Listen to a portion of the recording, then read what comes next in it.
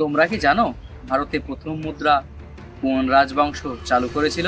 প্রথম মুদ্রা? আমি তো ভাবি মুদ্রা সব সময় ছিল। না, আসলে মুদ্রার ব্যবহার শুরু হয়েছিল প্রাচীন ভারতে। ইতিহাস অনুযায়ী ভারতের মৌর্য বংশই প্রথম নিয়মতান্ত্রিক হিসেবে মুদ্রার ব্যবহার চালু করেন। স্যার, তখনকার মুদ্রা কেমন দেখতে ছিল? খুবই সুন্দর প্রশ্ন।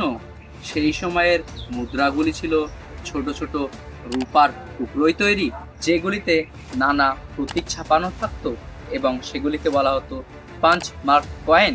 মানে তখনও কিন্তু নোট ছিল না? একদম ঠিক। কাগজের নোট অনেক পরে এসেছে।